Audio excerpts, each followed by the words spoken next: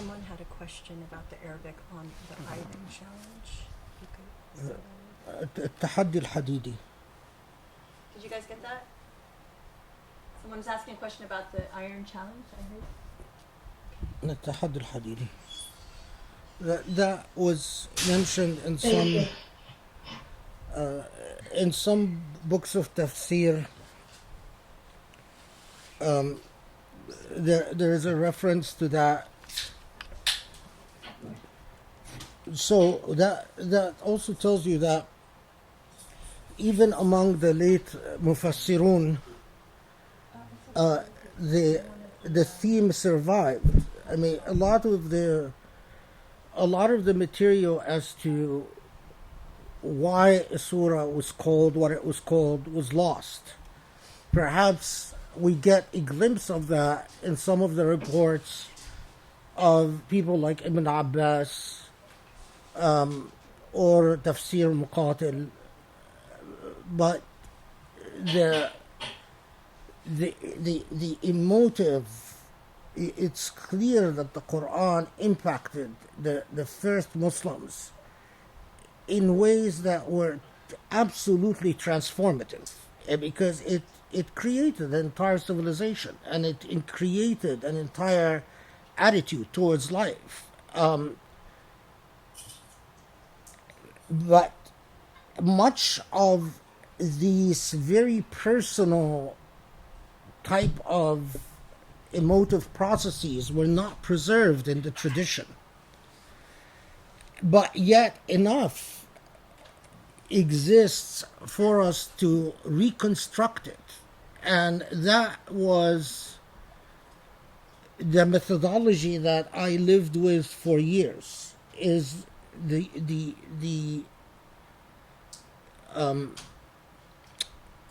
near obsession to reconstruct how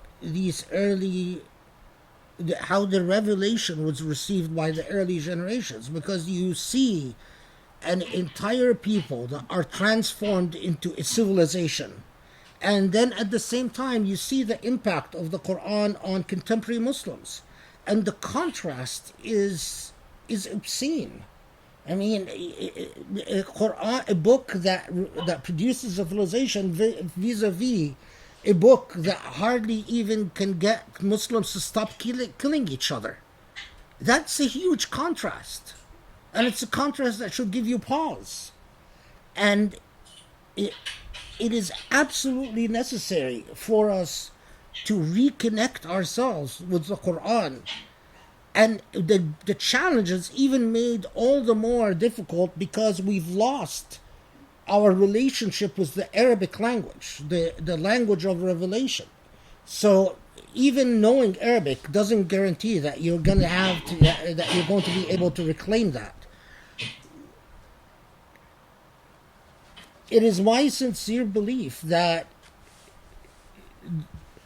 the methodology is to anchor yourself in Surah Al-Fatiha, and then to anchor yourself in the dhikr that allows the Quran. Without Allah's aid, you're nowhere. You're not going to get anywhere. And with Allah's aid, it opens the secret of the secrets of every surah to you.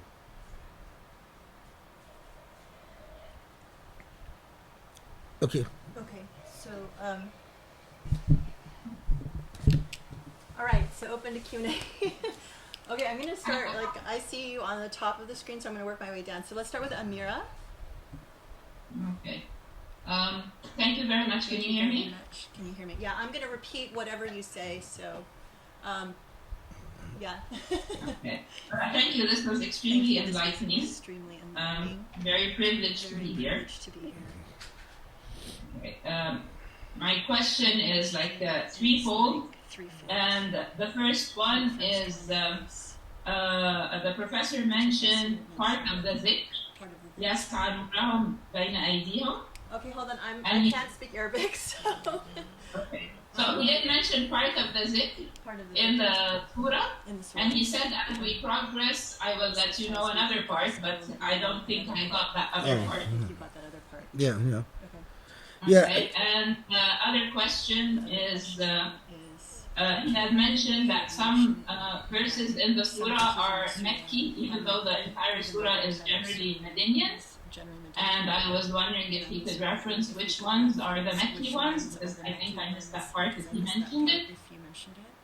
And the last question is when he says we need to anchor ourselves in a Fatiha, does that mean that Al-Fatiha has a direct connection with each surah and we should look for that connection when we are reading the hadith, for example? Or is it just a general anchoring at the beginning and it's like a momentum for all the surahs after? Yeah. And my question is, does it have an individual relationship with each surah or a general relationship with each surah or general? Yeah, these are good questions. The part that is reported to the part that are reported to be Meccan are هو الظاهر والباطن. In fact, to be very precise, where did it go? Yeah. The ayat that were reported to be Meccan is هو الأول والآخر والظاهر والباطن وهو بكل شيء عليم هو الذي خلق السماوات والأرض في 6 أيام ثم استوى على العرش يعلم ما يلج في الأرض وما يخرج منها وما ينزل من السماء وما يعرج فيها وهو معكم أينما كنتم والله بما تعملون بصير. So these are the ayat 4 and 5. I didn't read 5. يولج النهار في الليل and so on. يولج الليل في النهار ويولج النهار في الليل وهو عليم بذات الصدور. Having said that, I reported it out of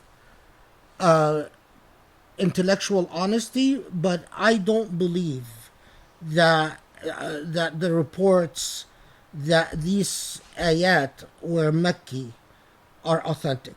I believe that the entire surah was Medinian.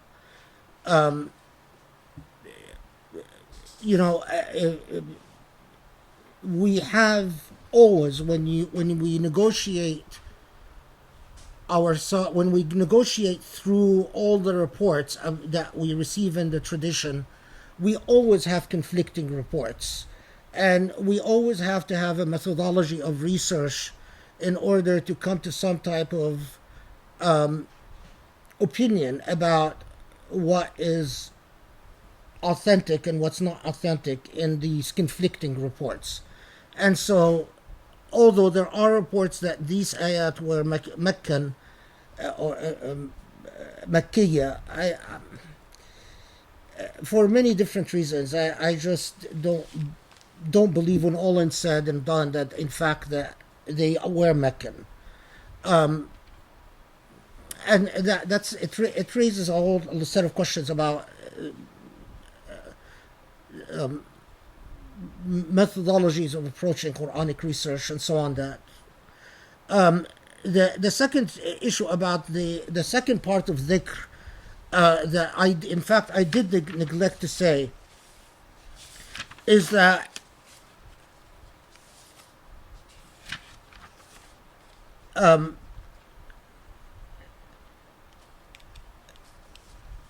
ويجعل لكم نورا تمشون به ويغفر لكم والله غفور رحيم. That component is a dhikr that you can spend hours in that supplication. اللهم اجعل لي نورا يمشي بين يدي واغفر لي فإنك الغفور الرحيم. اللهم اجعل لي نورا يمشي بين يدي واغفر لي فإنك الغفور الرحيم. It's a very powerful dua that you adopt as a zikr. and you'll see the results of that dua yourself. The Can you give the verse for that? that's verse 28, where you say, Allah, endow me with a light that flows between my hands and forgive me, for you are the most forgiving. The prayer of light is a very powerful prayer. And we know that the Prophet ﷺ often had several du'as for lights, but among them, Allahumma aj'al li nuran min hawli wa min fawqi wa min tahti. Allah, give me a light that surrounds me, and a light above me, and a light under me, and so on and so forth. So the dua of light, and when I talk about, part of the reason that I also should say that I wanted what I said are 3 or 4 students that would spend a year, is that I want that training process, that educational process, to be recorded. Grace records everything I do. She follows me around with a tape recorder wherever I go. So you can rest assured that she'll record everything. And when it's recorded, at least it's preserved. I don't allow Grace to enter my khalwa and record what I do in khalwa. But the minute it is not a khalwa, the minute I'm not alone, then it's fair game. That's our agreement. And so that was part of the reason that we came up with the idea of having some students that go through it, because Grace wants to snoop and record everything. We're going to record the dhikr, record the dua, record the entire thing.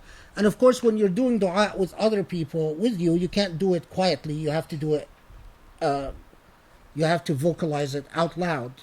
And so then it becomes recordable. When I'm alone, I don't like to be heard, despite Grace's wishes. I would make it a reality TV show if I could. Yeah. She said, I know she's not kidding, because a lot of times, we'll be talking about something, and I think it's a private conversation, and then I discover she's recorded it. Sure. So I can't tell you how many things. I mean, in the car, in the kitchen, in the den, in the living room. If she could, she would even invade other more private places. I do this for history. It's not for me. Okay. Yeah. Okay. So there was a third question. I'm blanking out. It was the Fatiha, does it have a Oh yes. That was relationship with each surah, or it's a general anchoring for all surahs? My belief and my methodology is that it has a relationship with each surah. Now, that relationship is, I've have in a number of notebooks where I've done some. I don't use computers, so it's handwritten, where I've done the correlations between the Fatiha and the surah in diagrams and what do you call that when you connect lines? But I believe that what I'm talking about can only be demonstrated and taught, not analytically explained. I begin every study of every surah I've done. I've began with a dhikr, where I repeat, where I pray 2 rak'ahs, and I sit and I repeat the Fatiha as long as I need to, where I feel the madad, where I feel Allah's blessings in attendance, and then I start reciting the surah and unpacking the surah. I've spent, if you take my life and you try to find what percentage of this life has been spent repeating the Fatiha, I think it would be a very high percentage. The Fatiha has been my key to unlock, yeah, I mean, just to whet your appetite, there is a surah that celebrates superwomen. I thought of doing it as the prototype, but I decided against it because I thought, It's too important. well, yeah, I thought that there some people who might be tempted to donate might say, oh, he's just pro women, and that's because I've had that accusation before. He's just a woman liberation guy, and that's basically what he is. But there is a surah that celebrates women, and I firmly believe that that's the purpose of the surah. There is a surah that differentiates between, this is Surah Al-Sajda, that differentiates between saying I believe and truly feeling what that belief is. Surah Al-Sajda, the entire purpose is to remind you of what it means to truly have a relationship with Allah. Now, I give credit to all these insights to Al-Fatiha. Some people might agree or disagree. If you want to call it a tariqah, call it a tariqah. That's my tariqah. The Fatiha unlocks everything for me. Thank you very much for the Thank response. you very much for the responses. Okay, next question. Okay, Serene. Assalamualaikum. Thank you for Assalamu rahmatullah. hosting this. Thank I you for really hosting. appreciate it. I'm sure I Appreciate can it. speak for everyone else about that. My question was, you referenced that the prophets had come with a book and a balance. I was just wondering, from your perspective, if you could summarize what that balance you think is. Surah Al-Mizan, which also is a central theme in Surah Al-Rahman. We didn't talk about Surah Al-Rahman, but if you want the surah that unpacks the theme of the Mizan, it's Ar-Rahman.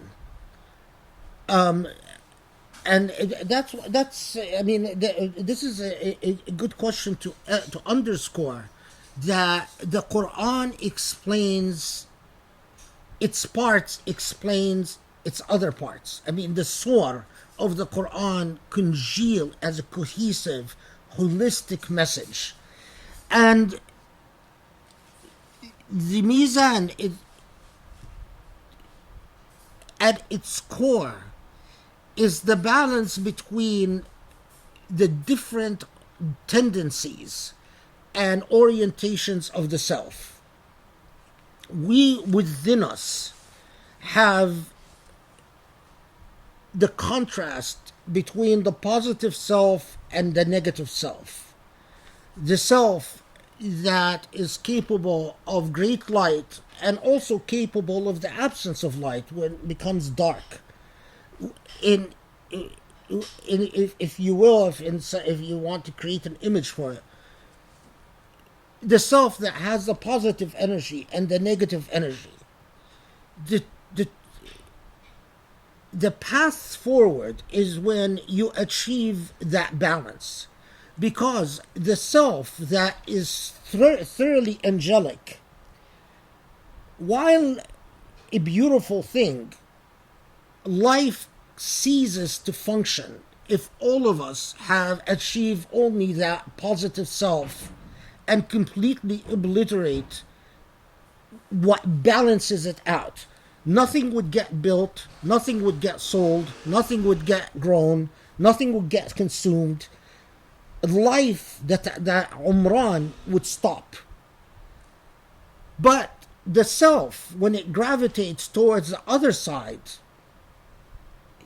all types of evil sets in. The absence of the divine sets in. Everything that we experience as demonic sets in. The true challenge is that mizan, that balance, that Surah Al-Rahman sets out so powerfully and eloquently for us.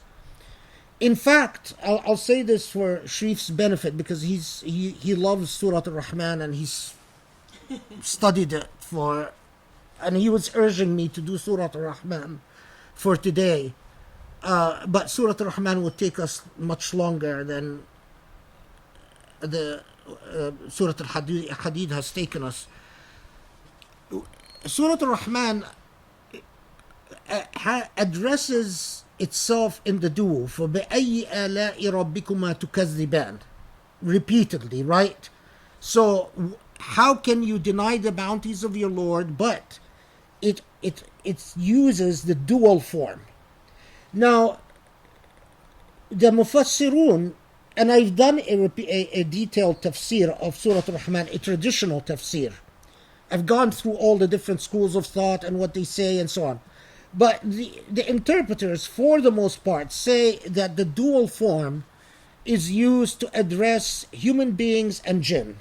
That when it says فَبِأَيِّ آلَاءِ رَبِّكُمَا تُكَذِّبَانِ, what do you both, how can you both deny the bounties of your Lord?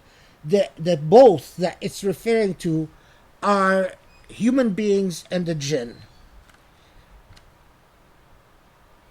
I would submit to you my own exploration and study of Surah Al-Rahman has convinced me that it does not speak to human beings and jinn, but it is speaking to the two sides of us, the dark side and the light side, the positive and the negative.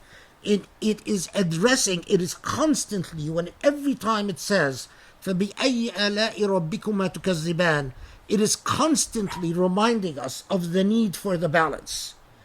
If your balance is off, you will be either manically happy or consistently depressed. Every human being that lives in depression, their balance is off. Every human being that lives in irresponsible jubilation or a carefree attitude, their balance is off. In fact, I believe that the light of God is not attainable unless you constantly struggle with the balance. You constantly modify and moderate yourself.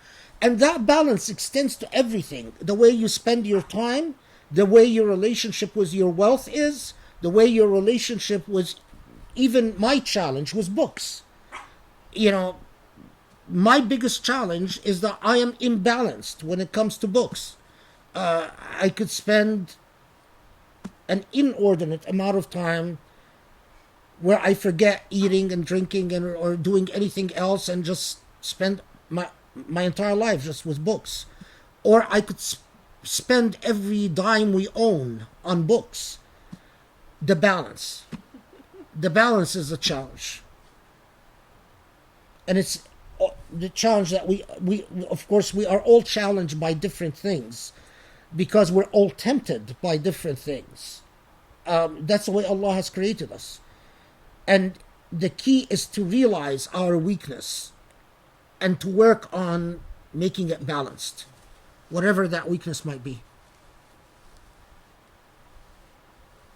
Okay, we'll move to Cheyenne.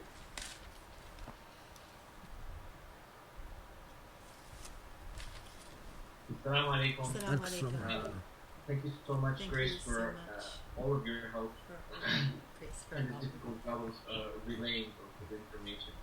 with the difficult task of relaying First day that information. multiple times I felt my heart in my Multiple mouth times as I you were felt speaking, my- Sheikh, and my heart in my mouth goosebumps as you were at taking, your words. as you were talking, So and my goosebumps. I want to thank in you your for words. So I want bringing to the thank you Quran to life in a for way that bringing I had the never Quran to experienced life before. like I've never experienced before. I had two questions. I had two First questions. question was, The first I question, often think I about often think about your writing and your your writing lectures and about your the fog of lectures. self-deception. about the fog of self-deception. Within the fog of self-deception, you spoke about Within Baqt al-Hadid, you the spoke clarity about of vision, the clarity and I of couldn't vision, help and I but couldn't remember help Baqt but al-Hadid, remember in that it is, the sight of iron in a the way. sight of And I iron wonder, in a are way. you referring And I to that wonder in if this you're fog of referring self-deception? lecture series, and is your relationship with Surah Al-Hadid going back that far, in which it was able to unlock a concept like the fog of self-deception for you? That's my first question. And then my second question is, you talked about these certain chapters that open up with sabh or glorification. And you said that the glorification is going to teach us something about our characteristics. Are these glorifications also part of the dhikr that you're mentioning and the remembrance? And does that remembrance and internalizing that dhikr, that remembrance, build our balance or our iron core, as you mentioned, or as you described? Yeah, thank you. These are really good questions. Okay, so subhanallah, I remember that when I gave the lecture series that were called the Fogs of Self-Deception, these lectures were actually right after I had finished studying in Musabbihat, the 5 surah that begin with Subhanallah or Sabbaha Lillah. And so it was just in terms of order of time, it was right after I had finished the process that I go through. I had not thought of it until you brought it out, but it must have been, because I was, at the time, it was literally just a couple of weeks after that process. And so it pervaded and it influenced everything that I said. So yes, I mean, absolutely. I think that correlation, which is actually a good opportunity to say that, subhanallah, I mean, initially, this relationship with the Quran, once I reached the last chapter, you read the Quran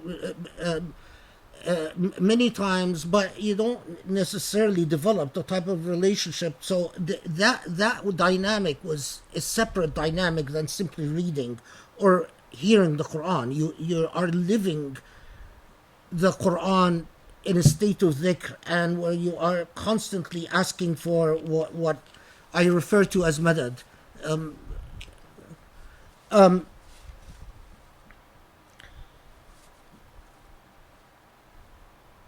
So yeah, what I was saying is that initially my intention was to only teach the Quran in the traditional method, to only teach the Quran, because as a lawyer, I find great comfort in citations to the precedents of learned scholars. When you anchor yourself in what other scholars have said, you don't leave yourself as open to criticism and doubt and all the stuff that people do to each other. So initially, my intention was that this entire journey would remain only personal and would never be shared. This couple of things, the state of the Muslim world, and especially the way that I've seen maybe Trump be elected to power, maybe what I've seen Saudi do and the Emirat do with Palestinians and the Rohingyas and Chinese Muslims in concentration camps, maybe what I've seen in Yemen and Libya and Syria, maybe the way that we have just in the most profoundly ugly and disgusting way sold out the Palestinians as if they're not human beings. We've betrayed them in a way that maybe the Rab'a massacre, and what I've seen Muslims do to each other in one of the worst massacres in the modern age, maybe the deification of someone like Sisi, who has become a pharaoh, and all of these people recite the Quran.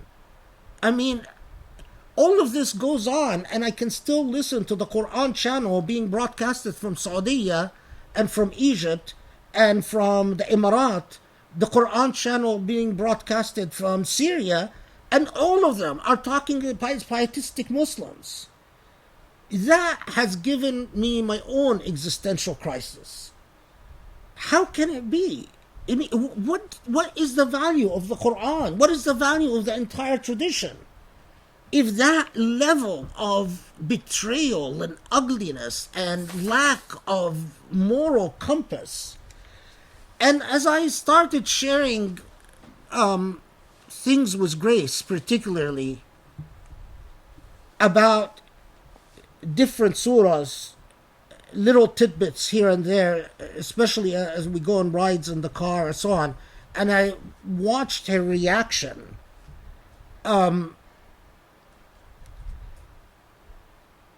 started praying on whether this should be shared or not. And the answer was, to me, undeniable. I mean, to the point that I think I will be accountable if I meet Allah and I haven't shared it. It's very difficult to run away from your conscience. It's very difficult. You know, it's much easier where you anchor yourself in the authority of books. Al-Razi said this, Al-Zamakhshari said this, Ibn Ayyash said this, Al-Mataridi said this. You protect yourself. But when you go on your own authority, you're a punching bag. That's what every lawyer knows. That's why law sort of shields itself in precedent and in authority. So, at the time I gave the Fog lectures, this was intended to be completely private, but it influenced everything indirectly. At this stage in life, I in good conscience just can't. I can't keep it to myself.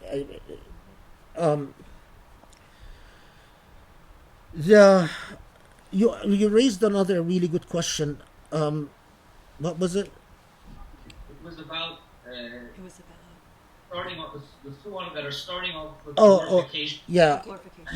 The way to remembrance of God. Yeah, remember that Subhanallah wa bihamdih.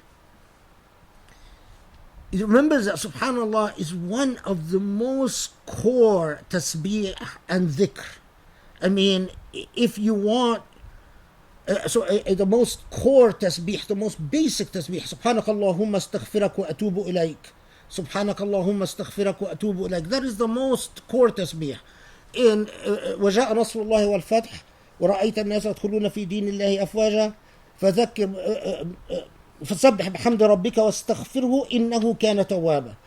That's the tasbih that has become core. سبحانك اللهم استغفرك وأتوب إليك, which we know from the surah that basically said farewell. That's the surah that comes to say to Muslims, okay, it's goodbye time. Now, all that you have left is your relationship to this book, to the revelation. And so, as simple as it is, and as powerful and short as it is, it was teaching us the basic tasbih, the most basic tasbih, without which we are absolutely lost. So when we come to these group of surahs, that we call them musabbihat, absolutely, they all start with a short tasbih that becomes core in the process of effective dhikr. One of the biggest mistakes that I think we've done as Muslims is, in the age of print, one of the things that we rush to print are al-ma'thurat, is books of dhikr that basically tell you to repeat dhikr that you have not worked at memorizing or understanding. So we just repeat dhikr, and now there are apps. They're just apps you download, and you keep reading that dhikr. And I know people who just repeat the dhikr, but it doesn't penetrate anything because they even haven't done any work at trying to connect it to their inner self, to who they are as human beings.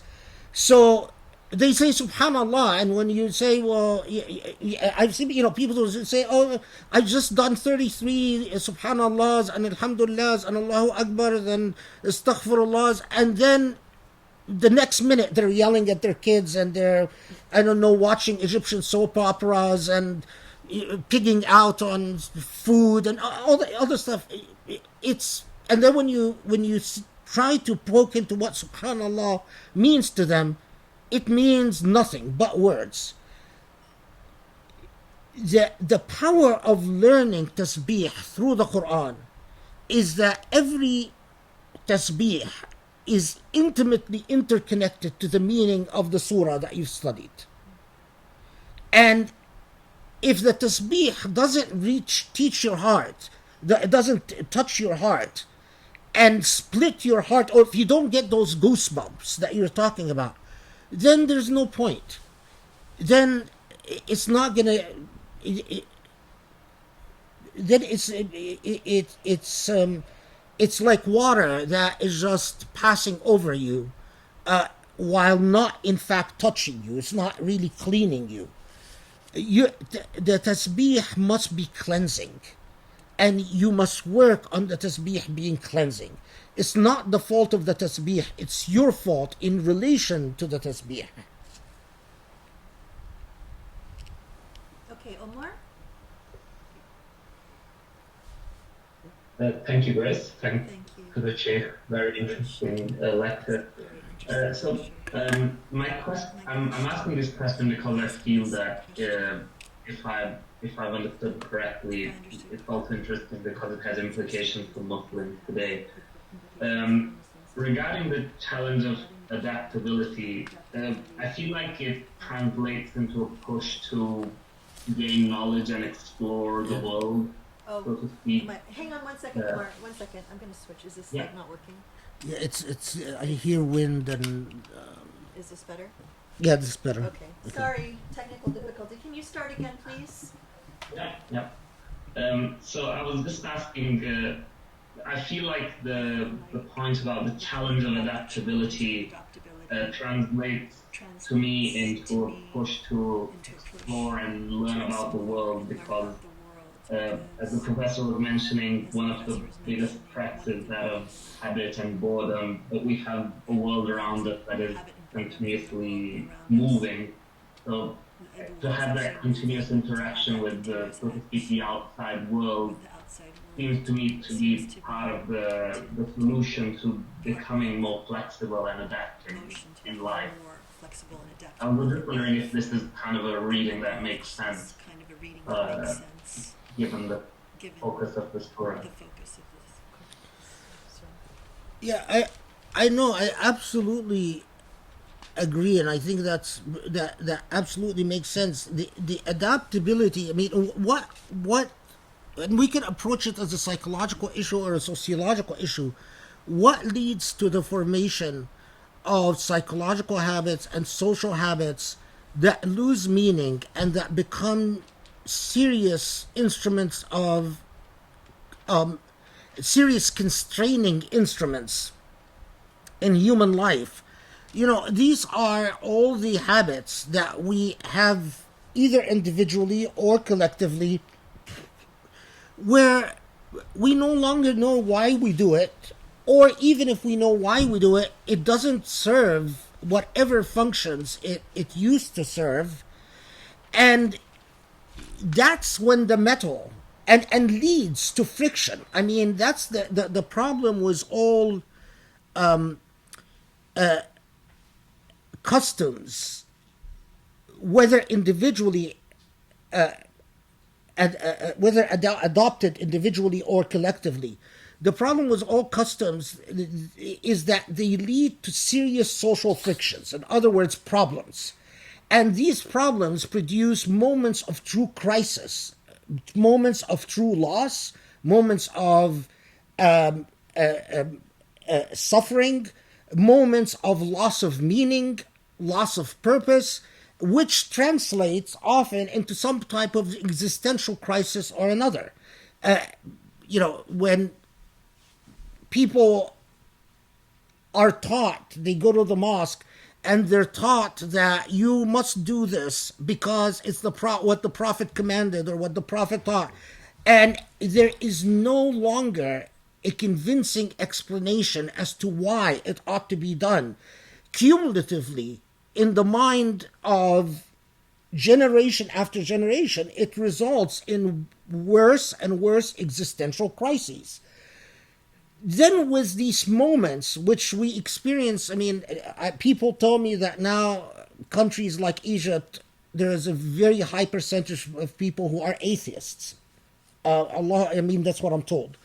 That a lot of young Egyptians have lost their faith and lost their confidence and don't believe anymore and so on. And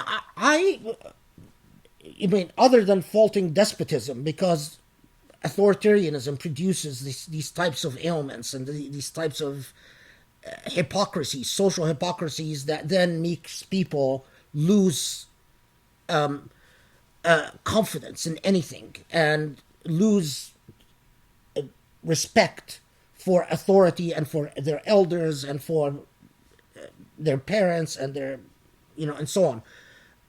Other than blaming despotism, you blame that rigidity that has prevented people from taking their faith seriously enough to recognize that there are new serious intellectual issues that need to be confronted full on with all the pain that that's going to entail, because every time we want to rethink something and rethink it honestly, it of course there's suffering, there's pain.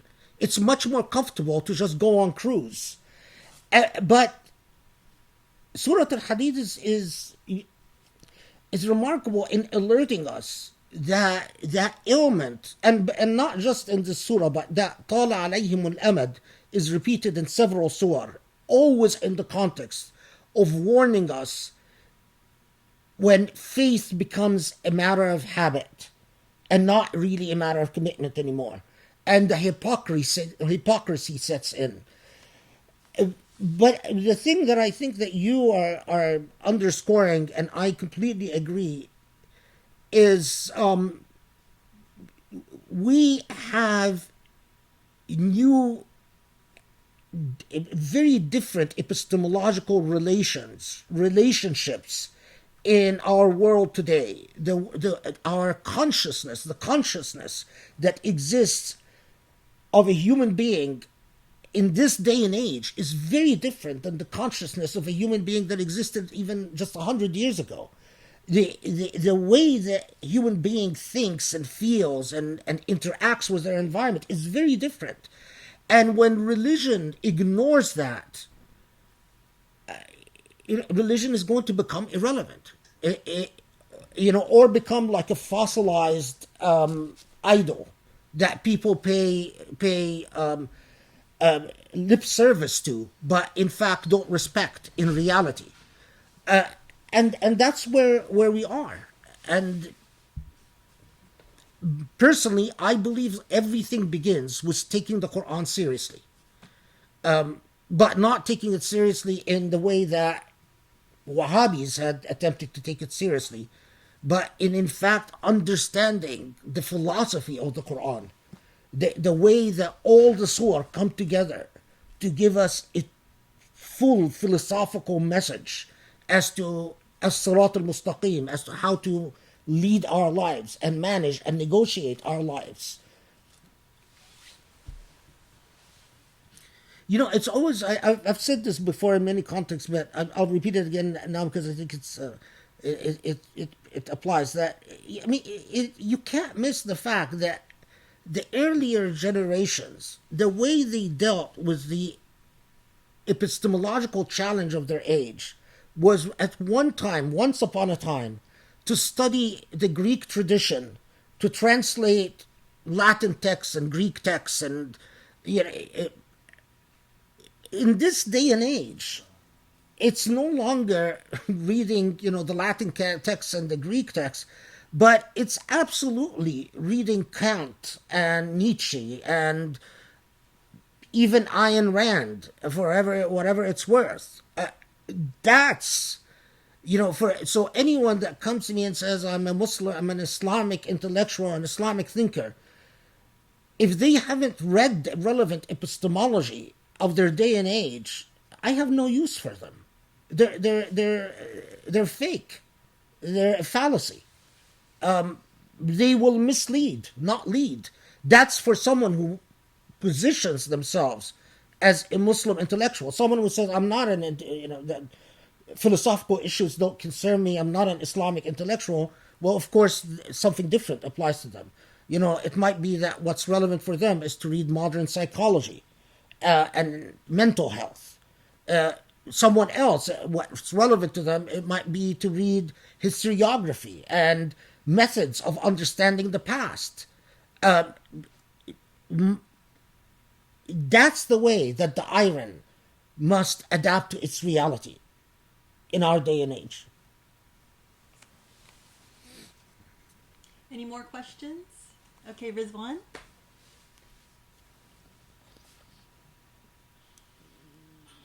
Assalamu alaikum. Thanks again for this great talk. Learned quite a bit. I think the question that I have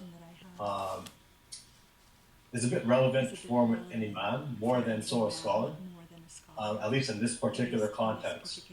So the question is, how do you know if you're on the right path towards mizan?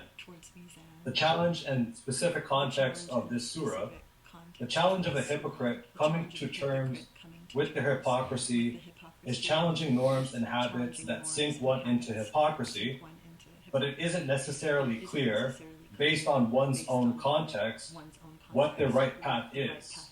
What is clear is what the wrong path has been. Is the right path something you can know, or is that just something you're perpetually striving towards? Well, never assume to know, because the minute you assume full knowledge, you've fallen into the sin of arrogance, and arrogance will creep in and will defeat you. Yes, the search is perpetual. Like the search for, even the most remarkable thing about knowledge is the more you study, the more you are convinced of your own ignorance. The more you come to know Allah, the more you feel that you have not given God's due. That's the remarkable thing about this relationship, is when Allah says تَتَجَافَى جُنُوبُهُمْ عَنِ الْمَضَاجِعِ خَوْفًا وَطَمَعًا, when Allah says that those who truly develop that relationship can't even sleep, they are restless in their sleep because Allah is constantly on their mind, and they constantly abandon the comfort of their bed to get up and worship. It's something that must be felt, because when you truly seek the straight path, you constantly feel it's not enough.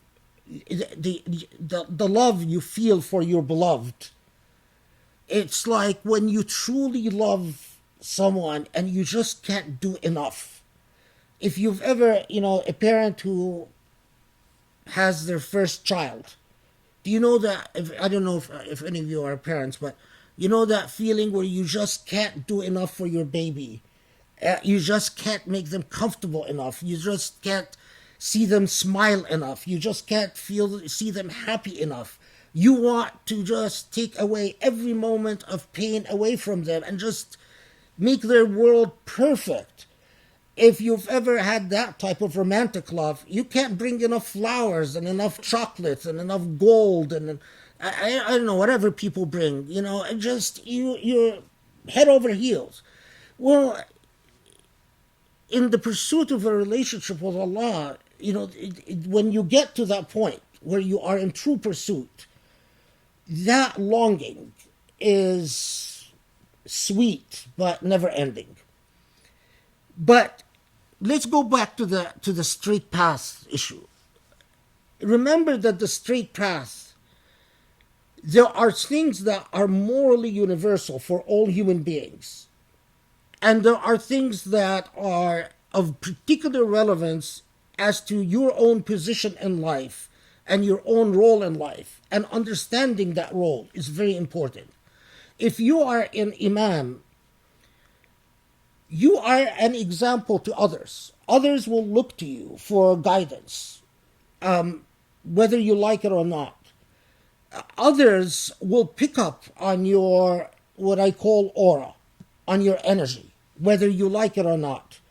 Others will pick up on whether you're a kind person, you're a generous person, you're a merciful person, you're a compassionate person, whether you're arrogant, whether you're humble. Others will pick up on it. It's remarkable that people pick up on these things. Your role as an imam, your sirat, is to be in a constant and vigilant study, first and foremost, of Allah's book. I think that imams deserve much more than training programs that places like Bayan offer or Zaytuna offer. There has to be we have to take our imams seriously because they affect the youth in ways that are profound and deep and often permanent. Unfortunately, I know some youth who have left Islam and in their experiences are always very disappointing imams. So I place a great importance on the role of an imam. And an imam must seek an Quranic education wherever an imam can find it. And the relationship of an imam to the Quran must be personal and constant. An imam must nurse a familiarity with the Quran that, in their case, is quite imperative. And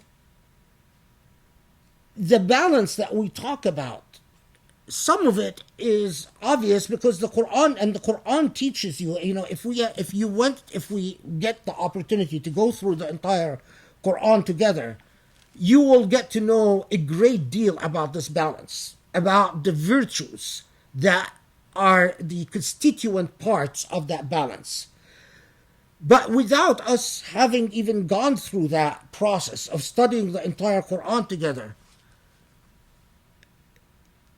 the journey towards the balance begins with utter transparency with the self, calling out your own faults before anyone else calls them out, and especially for an imam, because that affects if you want to call it the light that emanates from you, the light that would emanate from an imam, the aura that emanates from an imam, whether they are the first to put the spotlight on their own faults and their own failures, and to confess these faults before Allah, not before anyone else, but before Allah, and to work on them.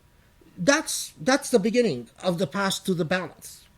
It is nothing more complicated than that, and especially for an imam. By the way, were there any people who followed who are not on the screen? Oh, are there any questions? Yes. There were. I don't know if there are any questions on the live stream. There's one, but prioritize them. Okay, but these guys go first. Okay, Kamran, go ahead. Assalamu alaikum. Alaikum assalam wa rahmatullahi wa barakatuh.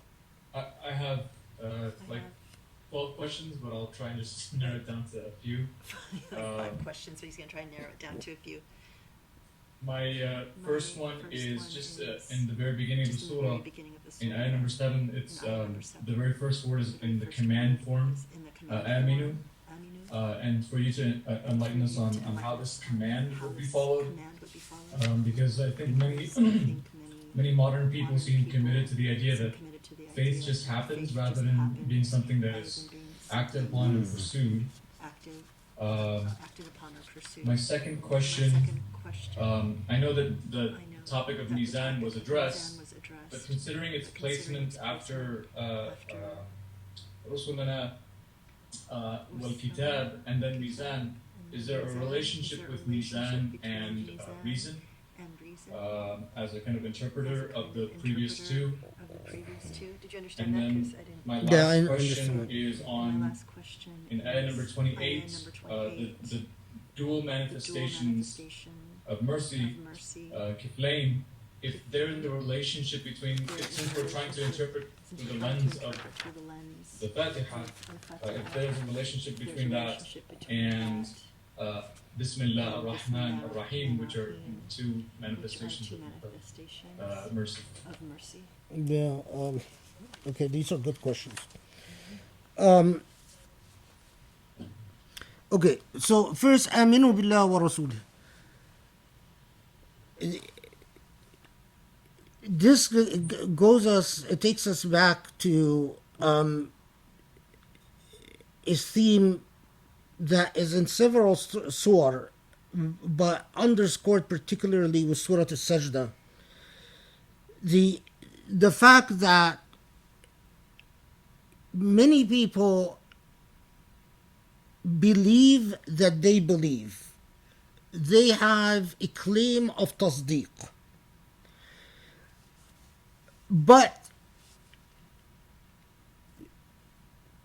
what the Quran identifies as the heart and soul of true Iman is the achievement of yaqeen. And Allah says, for instance, فَعْبُدْ رَبَّكَ حَتَّى يَأْتِيكَ الْيَقِينَ. Worship your Lord until you achieve certainty. Years ago, when I was younger, and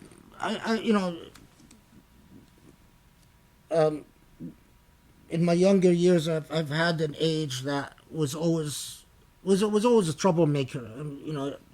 Always gravitated towards whatever is strange and weird. Anarchism one day, communism another day, Marxism a third day, insane type of free market capitalism a fourth day. Anyway, so when I was first taught this idea that, well,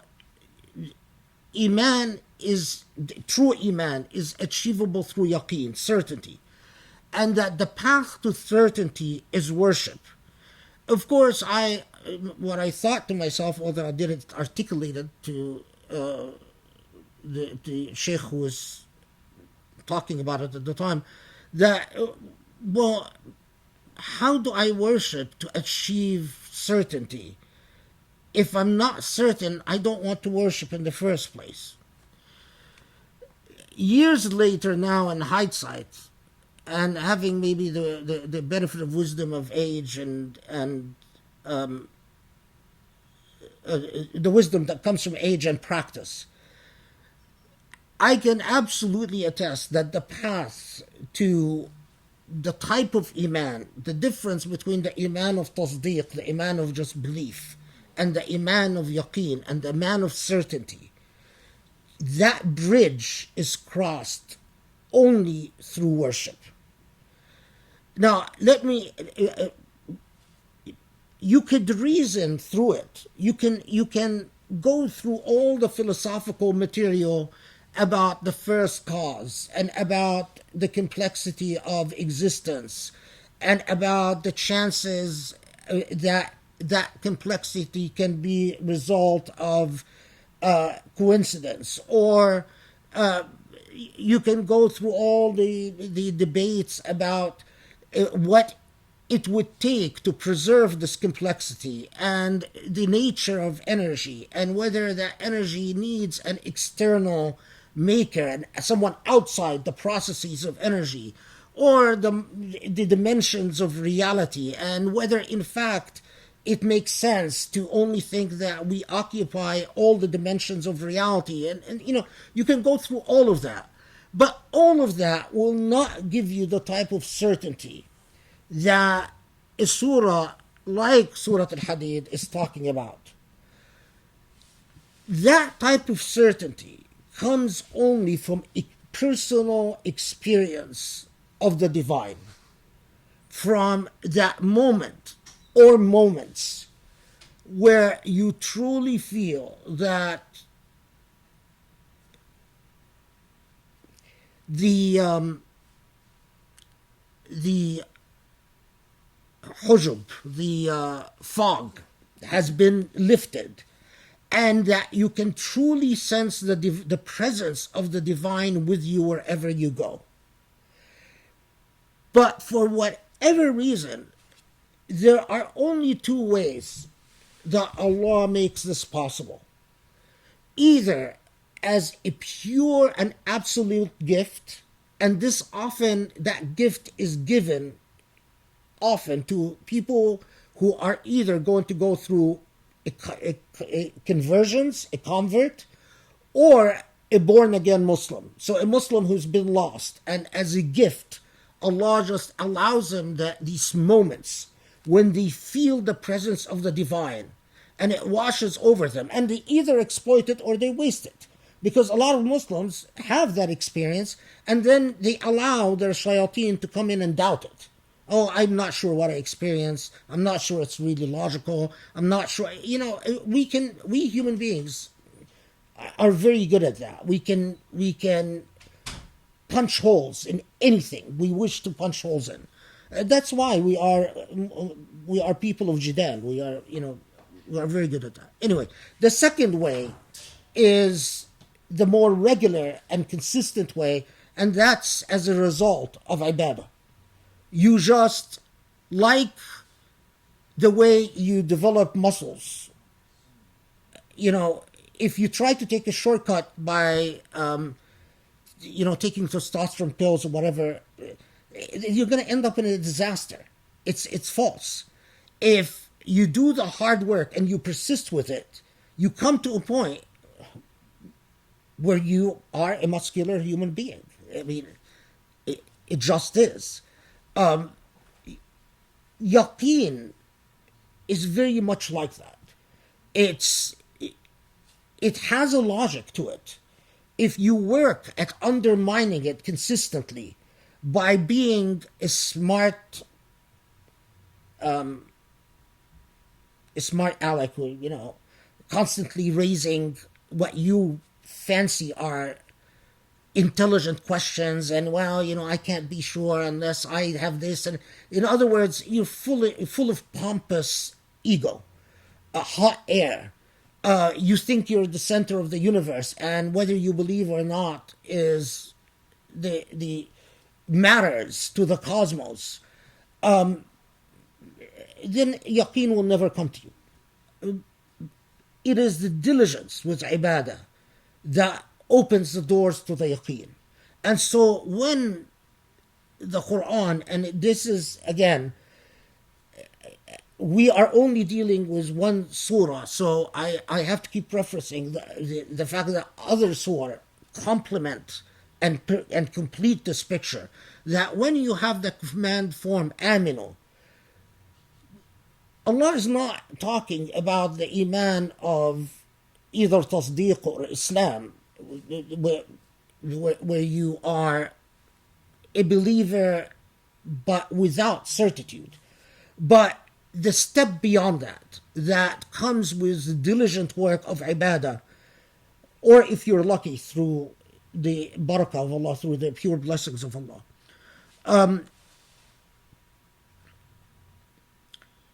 Okay, the second question, if I'm remembering, had to do with the place of mizan. Oh yeah, reason and mizan. Yeah,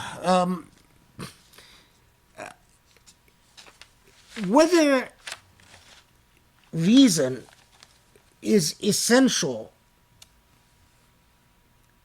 my own, again, other people might disagree with me, but I don't believe reason is conducive to Iman. And I've gone back and forth on this, by the way, throughout my life. So, I mean, I wasn't born this way. Believe me, it's something that comes as a result of a long philosophical journey where I end up saying that reason is not conducive to Iman. It's not reason that's going to take you to Iman. It's hard work or Allah's blessings. Second, whether reason plays the central role in the mizan or in the qist is a very huge issue. The mizan, if you will, to jump ahead, lay out my cards as to what the total tafsir. The mizan is the achievement of moral virtue. The role of reason in achievement of moral virtue, as opposed to the achievement of formal justice, if you want to call it institutional justice. You cannot achieve institutional justice, formal justice, without reason. To say I want to build formal justice on customs, on habits, on intuition, on futuhat, on nuriniyat, all of that is nonsense. Formal justice is anchored on reason. The difficult and challenging issue is the extent to which virtue can be anchored on reason or anchored on something else other than reason. That's a very difficult philosophical question. For the majority, vast majority of people, they don't need to resolve the philosophical question. Because if I can't recommend a book on the philosophy of virtue to them, and they can read it, and they can learn from it, and they can, in fact, add to their enlightenment about the role of reason and virtue by reading these philosophical texts. If they read these philosophical texts and they feel lost, because I've had that experience where in my younger years, my more hubris years, I would tell people to read, you have to read this, you are worth nothing unless you read this philosophy book. And of course, I would, throw all types of philosophical texts at people. And over the years, I've had people who read philosophy and completely misunderstand what it's saying, read philosophy and be utterly bored and completely confused, read philosophy and hate me for recommending philosophy because they find it just absolutely horrendous. You realize that, in fact, philosophy is not for everyone. And for a lot of people, the path to virtue must be something other than rigorous philosophical reason, but reasonableness. Reasonableness. That is the path to virtue for the vast majority of people. There are a group of people who Allah has inflicted them with a type of intellect where they cannot be reasonable. They need philosophical rigor. That's the only way their brain can work. If you tell them be reasonable, they don't know how. They don't know how to be social. They don't know how to be, engage in social niceties. They don't know whether to bring flowers to a date, hopefully a shar'i date. Engagement, marriage, that type of thing, not haram type of stuff. They don't know whether to bring a present. They don't know whether to bring a card. They have no social abilities. Allah has not given them reasonableness. But for many of these people, Allah has given them a philosophical mind. They need philosophy. And they can approach virtue through the path of philosophy.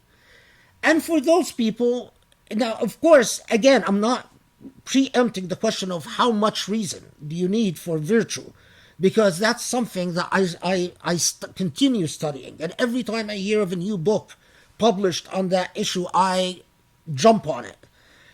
You know, most books end up with a disappointment rather than an enlightenment, but every once in a while you find a book that adds something and you say, oh, I'm very happy I read that book. I've learned something. But it's a very important question because we don't even ask the question in our modern Islamic context. We often talk about justice as if it could be the result of intuition or tawfiqillah or angels sent to our aid or, you know, some other nonsensical,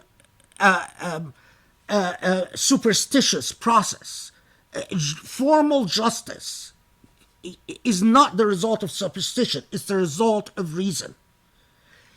While virtue, we haven't even stopped talking about virtue as a product of anything other than what we read in hadith and cold literal text. While you can never learn virtue from cold literal text, in the same way that law cannot teach you virtue. Law is not the instrumentality towards virtue. Those people who try to learn virtue from the literal text of hadith or even the literal text of Quran, it's as if they're trying to learn virtue from legalese. And that's not what legalese do. That's not what the expression of law does.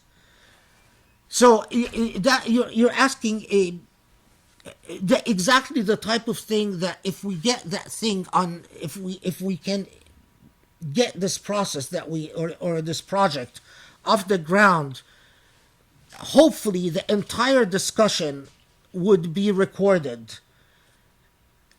I wouldn't impose philosophy books on the students, because if I did, then I would have no students whatsoever.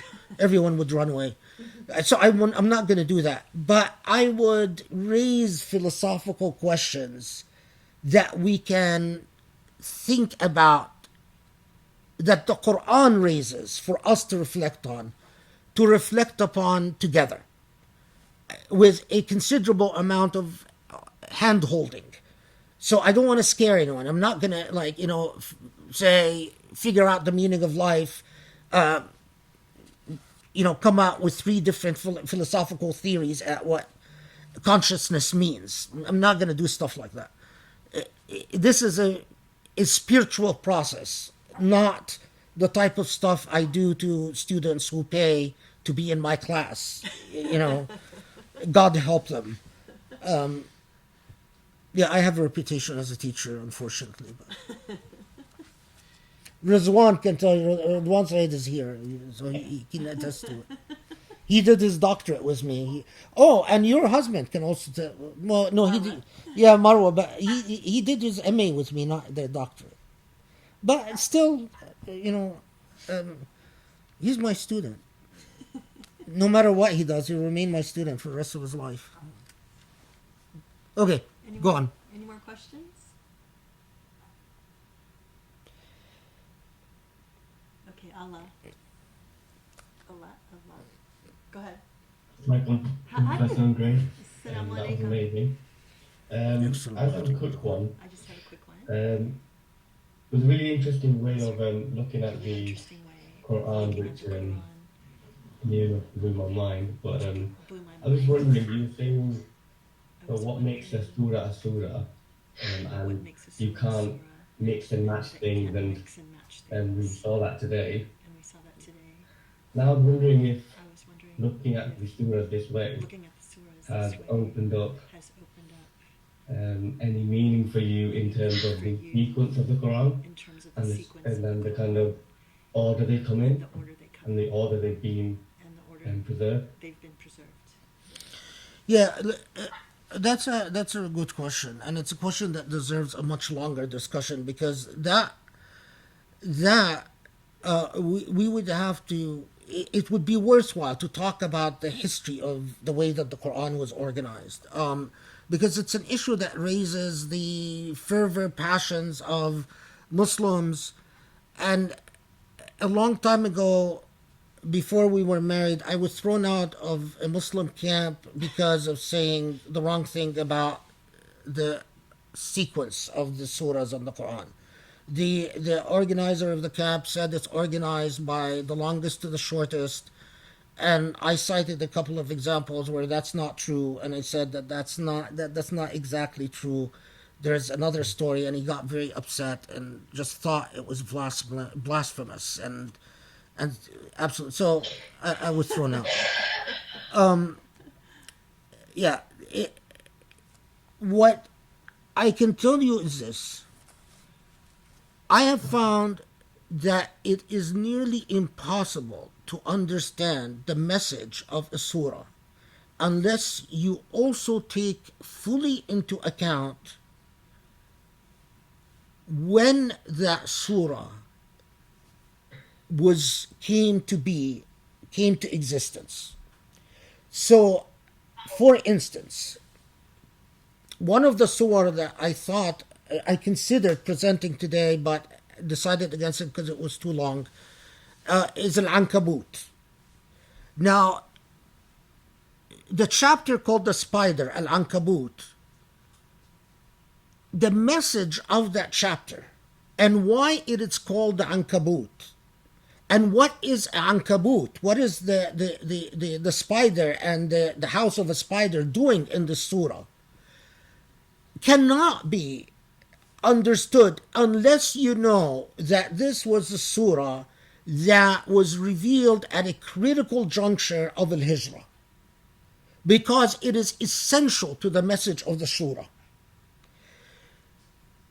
There are surah like An-Naml, the ants, which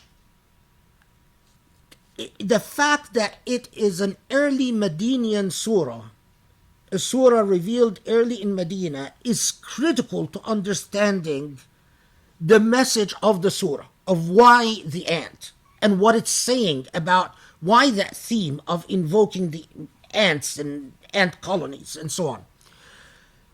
So, I've, in every surah, in all the 114 surahs, part of my relationship with the surah is to know the entire narrative for revelation. All the reports for the occasions for revelations, all the debates about the authenticity regarding the reports for the occasions for revelations, all the debates about when the surah was revealed, and what parts are debated, what parts are not debated, which, and I'm hesitating to say this because I'm anticipating the type of headache that's going to come from it. Okay, here goes. Which has given me serious pause about the way that the Quran is organized, the order of surahs, and has led me into a long investigation, scholarly investigation, as to how that organization came about, which is a completely different story than the naming of the surahs. That's a completely different story. Now, of course, that doesn't, I'm not saying that I'm in favor of reprinting the Quran organized differently. That's not what I'm saying. I'm not even getting there. I'm just saying that it's an issue, a scholarly issue that is worth looking into and that is worth studying. And, depending on the interests of the type of questions I get, again, if this project takes off, I could share that research, and Allah is the protector.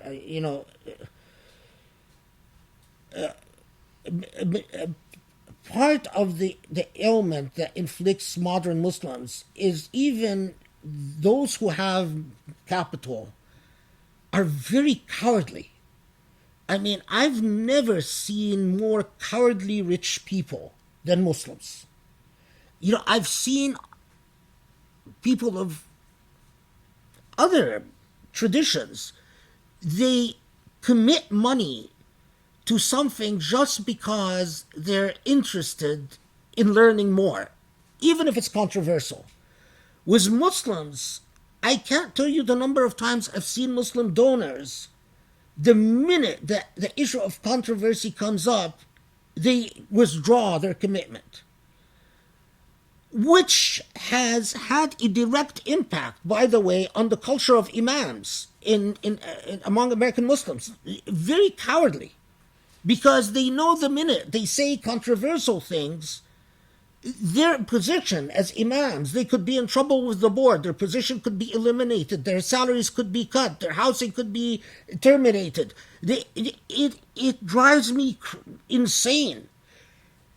Is it a coincidence? You've now had just a taste of the type of study that I've invested.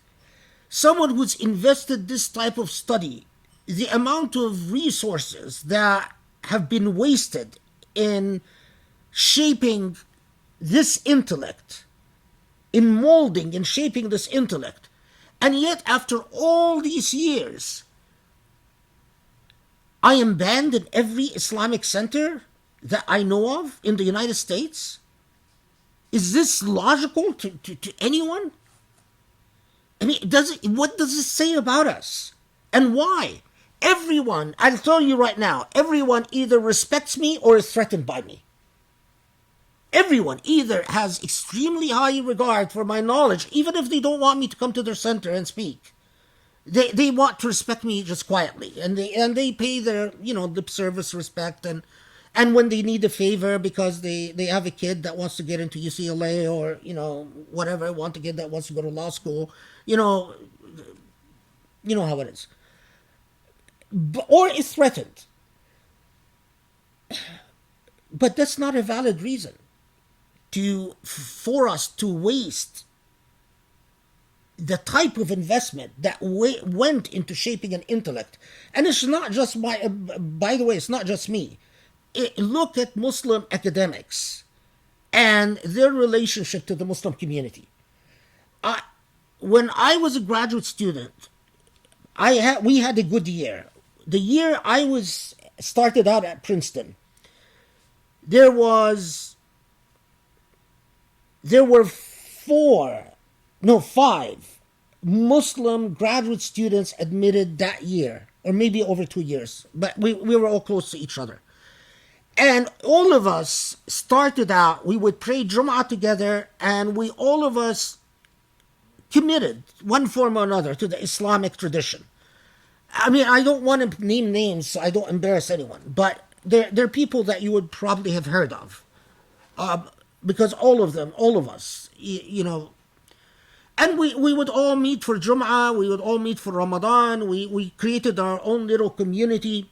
But as the years went by, all my friends became so alienated in their academic journey, in their pursuit of academia, so alienated by the constant rejection of their fellow Muslims, by the constant marginalization they experience from their fellow Muslims, that at this point in our career, as far as I know, I am the only practicing Muslim. None of them, all 4, no longer self-identify as Muslim. If they do, they keep it a secret. I mean, even with me, even when I see them, they don't think of prayer. They don't have no reservations about drinking alcohol. They've lost it. Is it entirely on Muslim community's fault? No, because I never say I will not blame them. They should have been stronger. They should have persevered. But at the same time, it's not entirely their fault, because they tried to find a place within the Muslim community, and all they ever got was, we have no place for your scholarship. We have no use for you. And people are humans. They eventually weaken.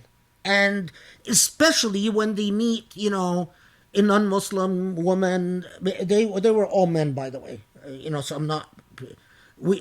Maybe that's why most of us ended up being losers, because maybe if we had Muslim women, things would have been different.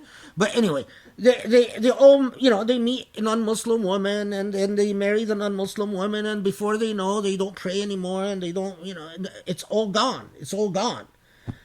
And then they get into the game for 10 years and, wanted to prove themselves to make it in 10 years. And, to play the game for 10 years, you have to pretend that you have nothing to do with Islamic convictions, that you can think objectively, as if any of the Orientalists are objective thinkers about Islam. I knew Patricia Crone very well. And Bernard Lewis very well. And I can tell you, they were far from objective interpreters of anything. These people were anchored in a full agenda, a fully subjective agenda. If you haven't learned this about academia, people, it's a game. It's a game. We all pretend to be objective, but we're not. Objectivity does not exist. It's a myth in academia. There are some good academics who confess their lack of objectivity. And there are academics who play the game and conceal it and hide it. Anyway, once I get into that topic, I have now 40 years of experiences in this field. No, 30 years, sorry. Not 40, 30. 30 years of bent up experiences, and so many people that, I thought we're going to grow up practicing committed Muslims together, because we started out this way. As graduate students, we started with a lot of dreams and a lot of hopes. And over the years, the number of Muslims who started out caring about Palestinians, and it was a matter of moral conviction. I will never compromise on Palestine. The genocide that the Palestinians have been, the colonial eradication that Palestinians have been exposed can never be right. And then they say, oh, no, we're just changing our tune until we meet tenure. But you know what? When you learn to lie and pretend, you forget who you are. And after tenure, the vast majority, not all, because there are people at UCLA who, after tenure, anyway, even after tenure, then, I want to make it to full professor. Then I want to make it to step 2. Then I want to make it to step 5. Then I want to make it to step 10. Oh, I want to max on my retirement. Well, I don't want to be punished because then I retire at 80%. The excuses never end. The excuses never end. You either have moral courage and conviction and you understand what this life is about, or you don't. Okay, sorry for the... you can tell that I get very upset on that topic. But I know, I remember that some of you are up and coming academics, and I'm telling you the way it is. I wish someone told me when I was coming up the ranks. I wish I had that type of mentor that would have just... My mentor was amazing, was wonderful, but it was not his cup of tea. He didn't have that type of experience. Anyway. Are there any more questions? Joe. Hello, thank you so very much, Professor. Great. All the other students for all the questions. Exciting, humbling. It's 5 in the morning and I'm not tired. And I'm not tired at all. I've been struggling with asking this question because it may take us away from Surah Al-Hadid. So if you feel it does, then please feel no. I understand. I was struck by the challenge in Surah Al-Hadid to believers, but of course specifically the Sahaba, when you were saying, Professor, you know, the Prophet is not going to be around for too much longer. Step up, break the boredom, break the ritual, step up. When you were saying that, I very quickly started thinking about what happened after the death of the Prophet. It wasn't too long before, you know, Sahaba did start fighting each other, Battle of the Camel, and then later, of course, we have stuff like Karbala, and we have all that kind of stuff. So, do the Sahaba, do they pass the iron challenge that this surah asks of them?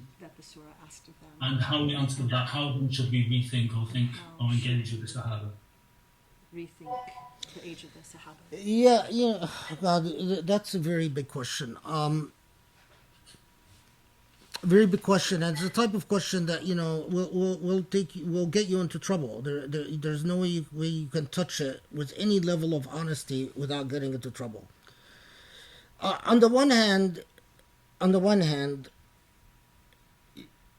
the rate of conversion to Islam after the repeated military victories in Arabia, and especially in the military victories against Persia and Byzantium, the tribes, the Arab tribes that had been traditionally allied to either the Persian Empire or the Byzantine Empire had a long history of owning allegiance to a higher power, and their fast conversions to Islam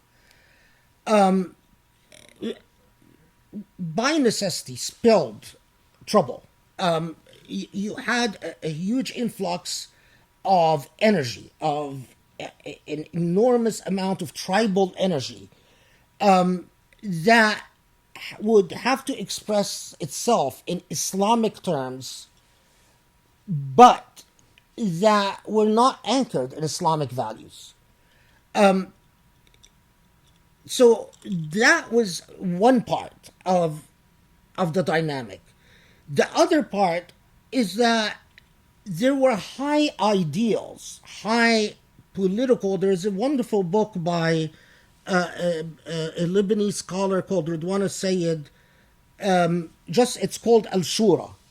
Al-Fitna. Al-Fitna. And Ridwan al-Sayyid discusses the history of Al-Fitna and what were the political ideals that sparked some of the major conflicts. And I like that book because it's, you know, he goes back and he puts aside everything he learned from Orientalist historians and revisits the original sources, saying, I'm going to listen to the original sources without the influence of the various Orientalist historians that have narrated the story. And he reaches some remarkable results. And it's, you know, I'm not sure, as I was talking, I was asking myself if the book was translated to English. I know it's translated to French.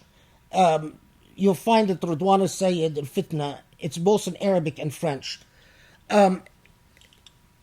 So in part, it was these, if you will, tribal dynamics. In part, it was a battle over ideals. But what I have, because as you know, I've written an entire book about the emergence of the discourses on rebellion, although I dealt with it from a legal perspective rather than a theological perspective. But nevertheless, I've read this entire body of literature as I was writing this book.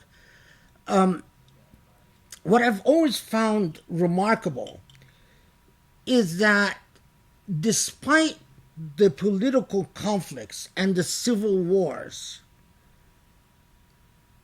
that the production of culture continued unabated.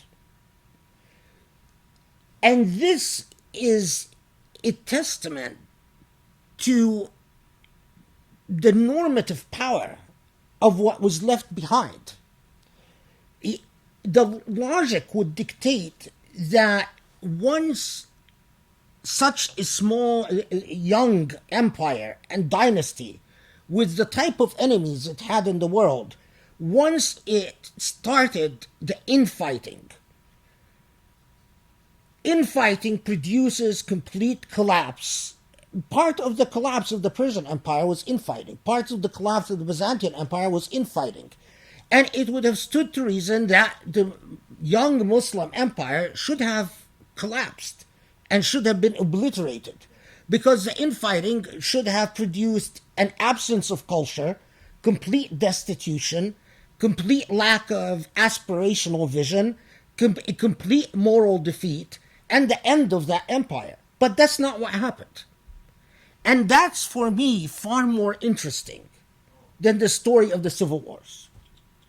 Because when the production of an Abu Zar al-Ghafari and what Abu Zar al-Ghafari produced, despite the civil wars and the way his tradition was reconstructed and reinvented in so many different forms, is a far more nuanced and fascinating story than anything that happened in the civil wars. Even Aisha, who was actually a part of the civil war, the way Aisha's memory and role was imagined and reimagined and recast by foe and friend, by both of those who hated Aisha and those who loved Aisha, is fascinating. It was the production of culture. And so this, we need, the author of Al-Fitna, sorry, it was many years ago, is not Ridwan al-Sayyid, was Hisham Ja'it. He's a Moroccan historian. And Ja'it, he spells it D-J-A-I-T. Hisham Ja'it. D-J-A-I-T. The book is in French and Arabic. The reason I really like this book, it is the only attempt that I know of to produce a history of Al-Fitna that is not simply an extraction from the writings of Orientalist historians of the 19th century and the 20th century. Even all the Arab historians who wrote about the fitna from a pietistic perspective, what they did is that they would read the Orientalist scholars, they would get offended by the Orientalist scholars, and then they write a history of al-fitna that was basically dogmatically apologetic. The purpose of that was to deny what the Orientalist scholars said, rather than to produce an authentic historiography of anything. So, as I've told students over the years, when I recommended that book to them, I always recommended them to study it and to learn from it, its methodological approach. And for those, a lot of Muslims talk about decolonialism. I think that's where decolonialism starts, is when you can free the burdens of your intellect and at the same time have a passion for truth. The point is not to defend the companions or to not defend the companions. It's not to condemn them or defend them. History is a much more honorable endeavor than that. Our history, our approach to history should never be about either defending or condemning. It should be to learn from the past. Learn from the past, whatever the past can teach us. And a lot more can be said about that. And inshallah, since the issue of the companions, I'm sure will come up again and again, especially when we talk about Surah Al-Baqarah, for instance, or some of the other surah, like even Ali Imran, which has passages that directly impact on it. We'll revisit that, inshallah. How are you holding up? It's getting very late now. Yeah, and when I wear this thing, I can hear, but my eardrum is very sensitive, so after a period of time, I start feeling sharp stabbing pains in the eardrums. Alhamdulillah. I mean, maybe Allah knows that I tend to blabber on, and Allah said, okay, I'm going to give you a way to shut up, whether you like it or not. So, alhamdulillah. So do you want to stop here then? I feel bad. What's the question? So we have one question from the live stream, so it's Right. not part of the interactive group. Is there a difference between the morality of laws revealed in the Meccan verses and the morality of laws stated in the Medinian verses? This is a dichotomy that many Islamophobes use. Yeah. Listen, this is also a dichotomy that have been used by Abdullah al-Naim, have been used by Mahmoud Taha, have been used by a lot of Muslim reformers.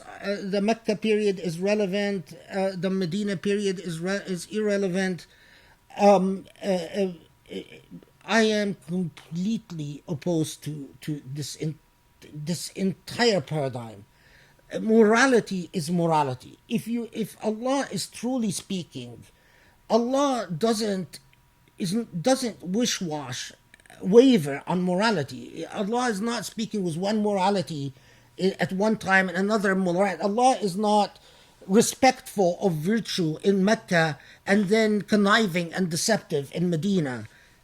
That is just a fundamental failure to understand what the Quran is all about.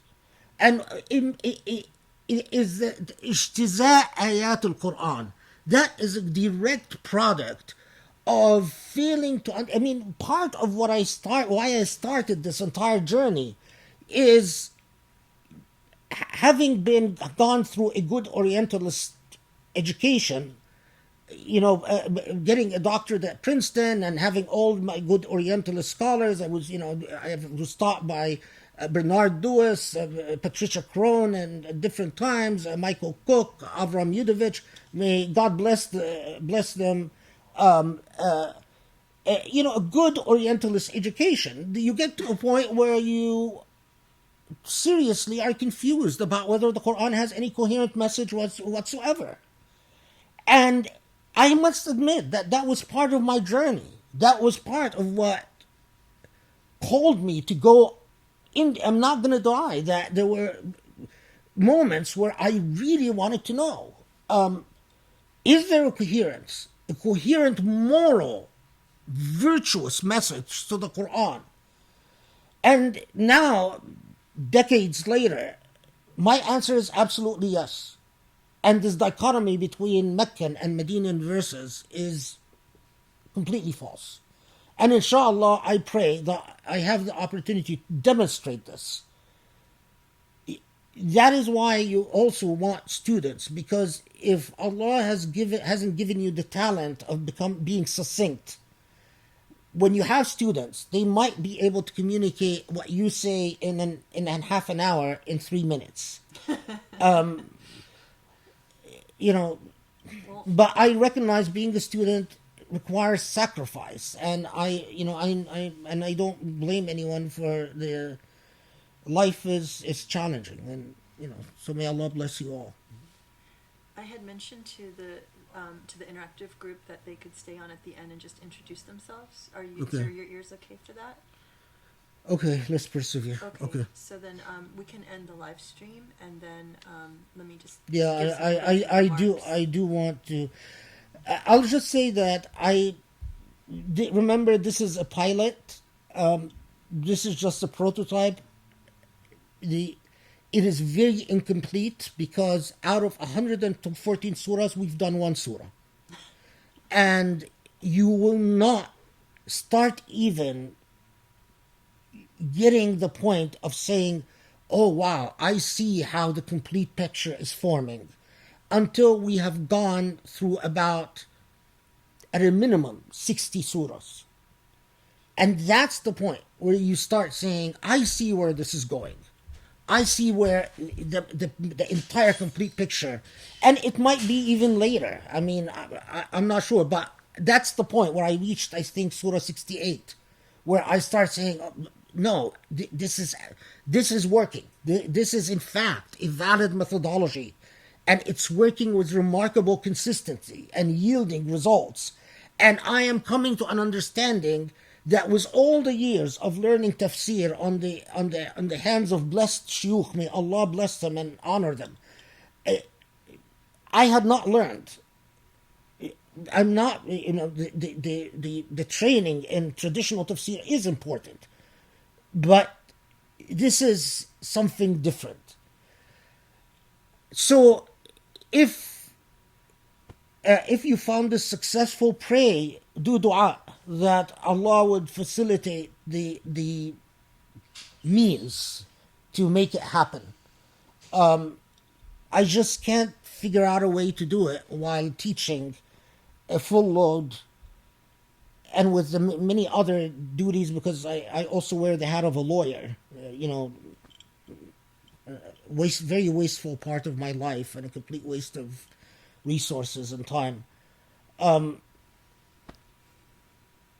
And also pray that Allah sends these, self-sacrificing students that are willing to throw themselves to the lions for a year. Alhamdulillah. Okay. So thank you so much. So from here, I just Sharif? I want to say, you guys are.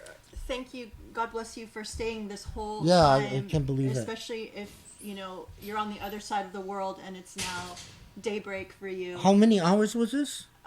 So we started at 4 and it's now 9:30, so it's 5.5 hours. I can't believe that you guys stay that long. This is insane. It's amazing. So it's really important.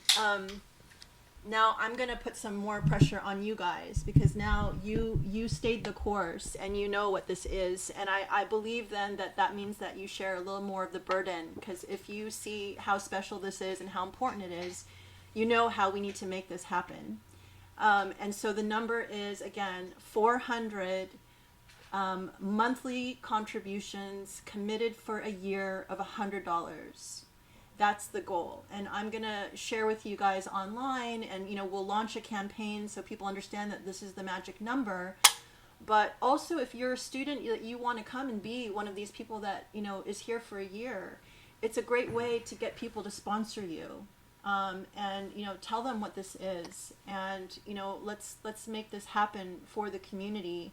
And I also I would really appreciate if you guys write me and let me know what your reactions were, if you have any ideas, anything creative that can help us get the word out, anything that I can produce as far as like marketing materials or something. I've done a write-up to explain what this project is, and now that we've been through it, I can add a little bit more to it.